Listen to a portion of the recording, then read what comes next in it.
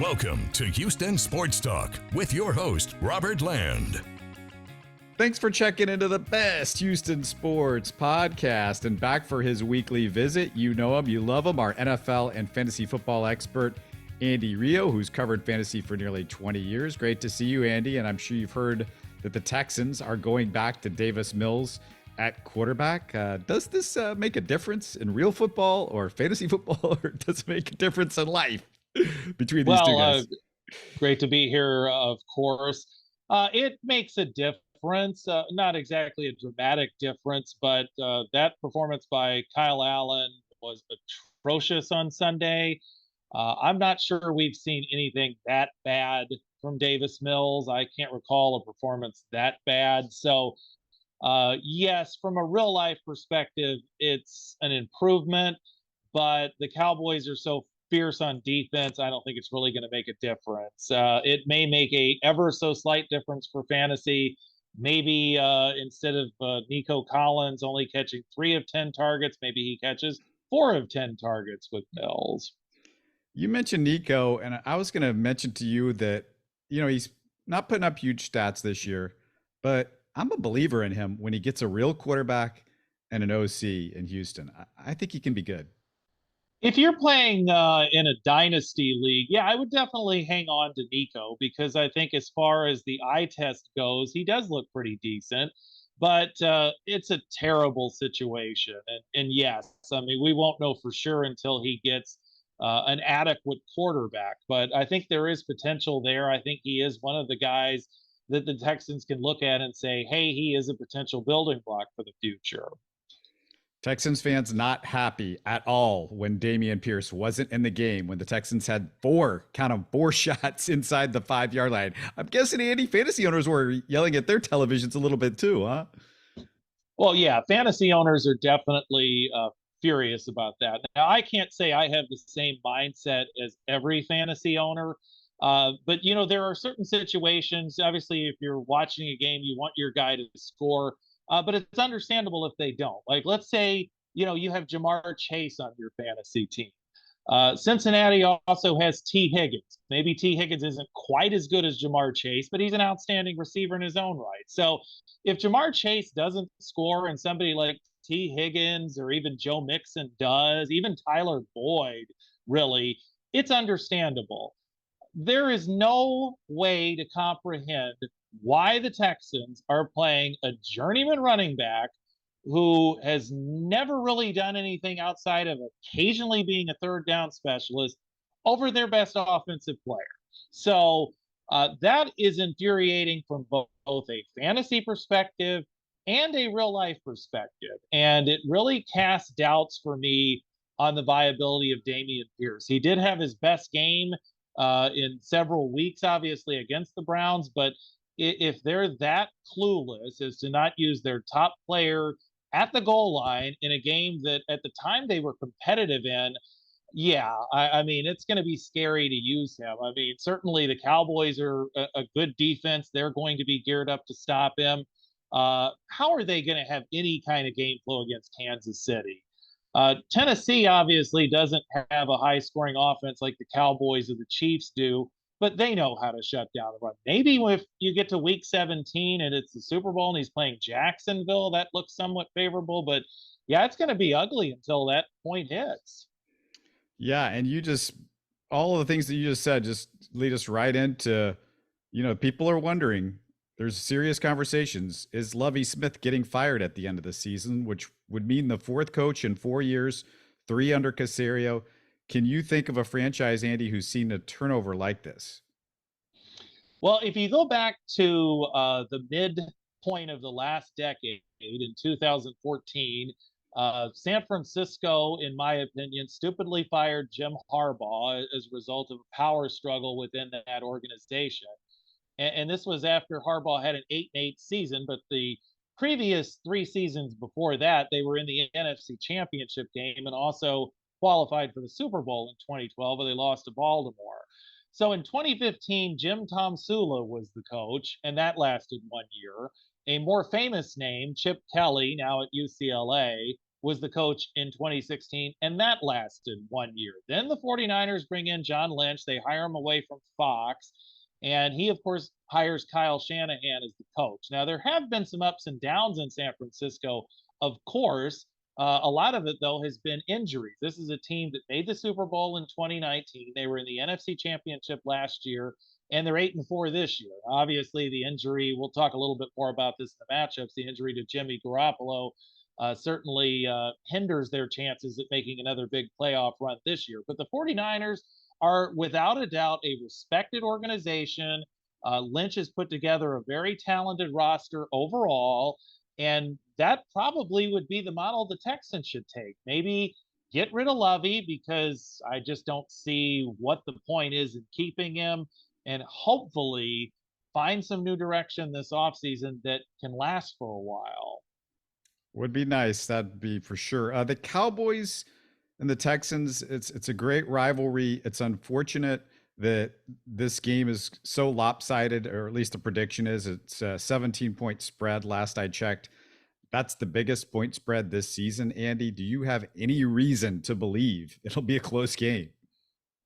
No, I don't. I think the Cowboys are going to roll. Obviously, in fantasy, Tony Pollard has been red hot of late. Automatic starter, of course. So is Zeke Elliott. They've proven when they have a high scoring total that both backs can put up their numbers. Certainly, you got to like CD Lamb and the tight end Dalton Schultz and Dak Prescott in this one. Michael Gallup's also come on of late. The only thing that would concern me is if the Cowboys get out to such a big lead that they put on the brakes. But I still think at this point, most every Cowboy that's viable should be in fantasy lineups. All right, just a quick reminder before we get on to some of the big stories around the NFL to subscribe, comment, and like us on YouTube. And by the way, if you want some more Texans, go listen to our live show yesterday. Me and Sean talked some Texans stuff, as well as the Justin Verlander loss to the Astros. But your best way to support the show is to make a comment or subscribe to us on YouTube, and make sure to catch our live Texans-Cowboys post-game show. We'll be live after the game like we do every week. Me and my co-host, Sports Radio 610's Sean Bajani. And Andy, it was a shocking midweek story out of the AFC South. Big stuff for this division, the Texans division. The Titans fired GM John Robinson. What did you make of Robinson and his ouster? Well, it was certainly surprising, because you don't usually see general managers fired in the stretch run of a season, especially one that has overall done a good job with Tennessee. I mean, they've generally been the power in the South now for several seasons. However, they've had a few misfires here and there, such as the trade for Julio Jones, and there's also selected a first-round pick who's no longer on the team. So I think the Titans, maybe their brass feels like, okay, well, certainly we've got enough to win the South again, but we may be slipping behind, obviously, the likes of Buffalo and Cincinnati and Kansas City, although, of course, they gave the Chiefs a heck of a game at Arrowhead early this season. So there's probably a lot more to this story that we don't know. Certainly, I think teams seeking a GM would be wise to seek out Robinson. But I mean, I think if I'm looking at it from the Titans' perspective, maybe they think that a downturn is coming and they want to try to soften the blow. Obviously, things will get a lot more troublesome over there when Derrick Henry finally hits the wall, which he hasn't shown any sign of doing yet, but inevitably that happens with running backs. As most people pointed out, probably no coincidence that he gets fired the week after they play AJ and the Eagles, and that was one of his worst deals for sure. Yeah, that's obviously a misfire, because you want to keep him in the fold. But I think it was more than that. There were other things that he misfired on, and I think that added up with the front office. Yeah, it felt like the nail in the coffin, though, that they played the Eagles this week. And, fantasy owners, they should keep in mind, Andy, this is the last week for buys, right? Yes, it is the last week for buys, but it's also a crazy week for buys, because we actually have 6 teams off this week, including the Texans, rivals from Indianapolis, Chicago, so no Justin Fields this week. Washington, New Orleans, Atlanta. The Falcons are on by as well, and trying to think off the top of my head the other team that's actually off this I week. wish Green I'd Bay is also off Okay. this week. I was about to say, don't go to my help because I don't think I've written it down. But well, let's get to the marquee matchups. The Jets at the Bills. And Andy, this is a huge one if the Jets want to hang in the playoff race, right? Yes, it is, because right now they have the last spot in the AFC, but they're going to be playing a Buffalo team that's going to be gunning for revenge after New York surprised them earlier this year. I personally think that the Bills have gotten back on track since a little bit of a mid-season slump, although they did get some bad news with Von Miller being out for the season. But I like Buffalo at home in this one. I mean, they may not put up a 42-point total or something like that, given the strength of the Jets defense. And it's certainly a spot where maybe some of the fringe Buffalo players are a little bit more iffy, like Gabe Davis. But James Cook had a nice game running the ball last Thursday against New England, so he may encroach a little bit more on Devin Singletary's work. So it's a tough matchup.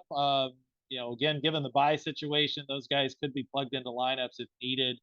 But I think your stalwarts for the Bills will be just fine, Josh Allen and Stephon Diggs.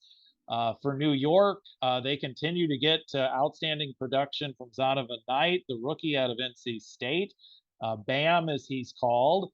Again, the Bills are not a great matchup, but volume may very well be on his side. Garrett Wilson continues to look great ever since Mike White took over at quarterback. I certainly wouldn't start Mike White, but I definitely would start Garrett Wilson, even though, again, the matchup is tough. He's proven he can pretty much get it done against anybody. Let's go to the NFC, and we'll go to the North Division. The Vikings at the frisky 5-7 Lions. Are the Lions actually favored in this game? In some lines, they are. That seems nuts, given that they're 5-7 and Minnesota is 10-2. But the Lions have really come on of late. I mean, their only loss recently was that narrow loss to Buffalo on Thanksgiving. And their offense just keeps firing all cylinders. The big story with the Lions right now is it seems like we're in the midst of a DeAndre Swift revival. He missed time with injuries, and the Lions have been easing him back in. But he saw more playing time against Jacksonville than he had in a while, found the end zone even from the 1 yard line, which was a big deal because that's been Jamal Williams' territory all season. So, I mean, both of those guys are definitely worthy of starting against Minnesota. The over/under for this game is high. Jared Goff certainly could be in play as a starter this week with all the buys. And you got to have Amon-Ra St. Brown in your lineup for the Lions as well. For Minnesota, kind of an interesting angle is TJ Hawkinson returns to Detroit after the Lions dealt him to the Vikings earlier this season. You'd be starting Hawkinson regardless anyways, but he certainly got some extra motivation this week. The usual Vikings suspects, Dalvin Cook, Justin Jefferson, excellent starts this week. Probably a decent week to stream Kirk Cousins, and we might even see a little bit out of Adam Thielen as well, even though he has tapered off this season. The Eagles are at the Giants, and the Giants' playoffs are in serious jeopardy. They closed the season. Let me remind everybody, if you don't know their schedule, with the Commanders, Vikings, Colts, and Eagles twice. Let's talk about this Eagles-Giants games, Andy. Well, I think it's going to be a tough day for the Giants. They obviously have a limited passing game, even if Darius Slayton has been putting up some decent fantasy numbers of late. Their one hope, and it pretty much, not to sound repetitive here, is to get Saquon Barkley really going on the ground. That's going to be easier said than done, although the Eagles have certainly been vulnerable on the ground in certain cases, such as they were against Washington earlier this year in their only loss. We're getting closer to a Dallas Goedert return for Philadelphia at tight end, but for this week, obviously Jalen Hurts is a great start. So is Miles Sanders. So is Devontae Smith. So is A.J. Brown, although it may be hard for Brown to equal his great numbers from last week, but he'll certainly give it a good shot. The Dolphins are at the Chargers, and the Chargers are very much a playoff bubble team. this would be a big win for them. Yes, it would be, and it should be an entertaining game. NBC flexed it into Sunday night. Uh, Neither team's defense is all that great, so yeah, it's got another high over under total as well. We'll have to wait for Los Angeles to see if Mike Williams can return this week. If not, Josh Palmer is capable of putting up decent fantasy numbers in his absence. Of course, guys like Keenan Allen and Justin Herbert and Austin Eckler, must starts as always. For Miami, of course, Tua and Tyreek Hill, Jalen Waddle, must starts. This may be an opportunity for redemption for both Jeff Wilson Jr. and Raheem Mostert in the backfield because the Chargers have been very bad against the run. So again, with all the bye weeks we've got, both those guys are worthy of giving them a second chance this week. This slate of games just really consistently good. The Bucks are at the 49ers. Can the Niners hold it together without Jimmy G or Trey Lance? Well, it's going to be an interesting challenge for San Francisco. I think they like Brock Purdy, but from a fantasy perspective, Purdy probably really only an option in super flex leagues. I think the biggest burden obviously is going to fall on Christian McCaffrey, and I certainly think that he'll continue to do well. I think probably out of all the San Francisco fantasy relevant players, Brandon Ayuk probably is going to have the biggest fall off because he's more of a downfield playmaker. And what we saw from Purdy, he's going to involve the short passing game a little bit more, which may benefit George Kittle, who, of course, given the state of the tight end position, you're going to be starting, even though he's had a lot of down weeks this year. They may also look to get Deebo Samuel more involved on the ground and in screen passes and stuff like that. So I wouldn't do a wholesale benching of your 49ers if you need them. But in cases where maybe you don't need them, then you could contemplate sitting them down. Tom Brady with another miracle comeback on Monday night against his nemesis, New Orleans. But overall, though, Tampa Bay still looks a little out of sorts, and this is a tough matchup against that strong San Francisco defense. Hard to really sit any of your Bucks because most of them are pretty relevant, like Chris Godwin, for example, and Rachaad White and Leonard Fournette. But it could be tough for them out there. So Purdy's quarterbacking the 49ers. The Rams picked up Baker Mayfield. What do you think about Baker Mayfield? Is his career just over that quickly? Has it just gone into the toilet that fast? Do you feel like he's setting himself up? Maybe this would be his best chance to be a career backup in the NFL. Could he revive? I mean, we've seen Geno Smith this year come out of nowhere to revive a career that looked dead in the water. I mean, what do you make of Baker Mayfield and where he is right now as a quarterback? Is there anything that you see in him that's been good at all in the last couple of years? Well, I mean, he obviously had the big year as a rookie in 2018, and I think it's safe to say he's hit rock bottom.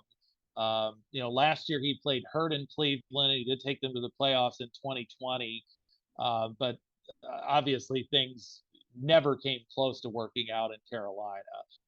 I mean, at this stage of the season with Matthew Stafford out, he's probably not a bad reclamation project, but things are pretty limited right now with Los Angeles. There's no Cooper Kupp. The wide receivers are, Van Jefferson, who wouldn't be bad as a third receiver, but miscast as the number one guy. Ben Skoranek. I mean, they're kind of using, Tutu Atwell a little bit, who has played better of late, but largely regarded as a draft disappointment for LA. It just would be very hard for him to make a gigantic impression right now because he's not going to be playing with guys like Cooper Kupp or whatever. So it probably doesn't hurt to be under Sean McVay, but right now, I don't see any team that would have any interest in signing him as a starter next year. Yeah, I just was curious because the Texans are going to go into next year probably with the first round quarterback. Everybody assumes it's Bryce Young, but whoever they're likely to, draft a quarterback. You've got Davis Mills. I guess he's good enough to be a backup, but he's not impressive at all, even as somebody that, oh yeah, okay, well, at least we got Davis Mills backing him up and he's okay. So I was just kind of wondering, well, maybe the Texans should sign Baker Mayfield and have him just there to help out maybe Bryce Young and just as somebody that's insurance and a better backup than Davis. I don't know if he's a better backup than Davis Mills, but you know, I think the Texans would be best off signing somebody that is a clear bridge quarterback, somebody that's not going to have a problem eventually being the backup, because I think at this stage of his career, even though I don't see anybody interested in him as a starter, I still think Baker probably sees himself as a starter. And if he goes to the Texans, that's just not going to be in the cards long term. All right. Well, I'm interested to see what happens with Baker Mayfield because you just never know. These quarterbacks, they can look bad for a year or two, and then all of a sudden, in the right situation, you just never know. But hey, if you want to ask Andy fantasy questions or anything NFL related, as always, we tell you, go check him out on Twitter. It's at Andy Rioux, Rioux is how you spell Rio. But if you forget, it's in the show description every single week. It's right there for you. And as always, Andy, it's been a blast. Can't wait to do it again next week. Sounds good. You're listening to Houston Sports Talk. Hey, you can support the show by subscribing on YouTube and commenting on the videos. Listen to Houston Sports Talk on Spotify, Apple, Stitcher, and Google. Don't forget to tell a friend and share our show on social media. Spread the word, everybody. Thanks for listening.